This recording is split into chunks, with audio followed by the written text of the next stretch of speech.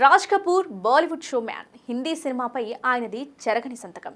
11 ఏళ్ల వయసులో బాలనటుడిగా 22వ ఏట పూర్తిస్థాయి నటుడిగా తొలి అడుగులు వేశారు. 24 ఏళ్లకే సొంత ఆర్కే ఫిలిమ్స్ని స్థాపించి స్వీయ దర్శకత్వంలో ఆక్ అనే అద్భుతాన్ని ఆవిష్కరించాడు. తర్వాత బర్సాత్, దాంతో వెండితెరపై రాజ్ మ్యాజిక్ మొదలైంది. ఆక్ వాణిజ్య విజయం సాధించలేదు, కానీ నర్గీస్తో కలిసి చేసిన Barsaat super duper hit. Hindi సినిమాలో ఒక జంట అలా చెరగని ముద్ర వేయడం వారిద్దరితోనే మొదలైంది.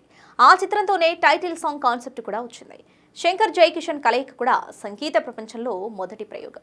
శైలేంద్ర సింగ్ నేపథ్య గానం. రాజ్ కపూర్ తన బృందాన్ని ఎప్పుడూ వదిలిపెట్టలేదు. అన్ని చిత్రాలకు వారినే తీసుకుంటూ ఒక ఒరవడి పెట్టారు. తర్వాతి కాలంలో ముఖేష్ రాజ్ కుమార్ స్వరంగా మారారు, కానీ బర్సాత్లో మాత్రం రఫీనే పాడారు. విదేశాలలో షూటింగ్, ట్రయాంగిల్ లవ్ వంటివి హిట్ ఫార్ములాలుగా చేశారు. రాజ్ కపూర్ తీసిన ప్రతి చిత్రము దృశ్యకావ్యమే. నిర్మాతగా, దర్శకుడిగా, హీరోగా అత్యంత విజయవంతమైన ఫిలిం పర్సనాలిటీ ఆయనది. Indian cinema original showman Raj Kapoor. ఆయన షోమ్యాన్ మాత్రమే కాదు, మంచి సోషల్ మ్యాన్ కూడా.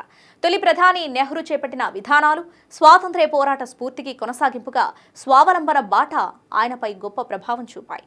లౌకిక తత్వం, చైతన్యం ప్రతి చిత్రంలోనూ అంతర్లీనంగా జొప్పించాయి. కొత్తగా పెత్తనం చేపట్టిన బడా నేతల అవినీతి పోకడలను ఆక్షేపిస్తూ శ్రీ 420 తీశారు.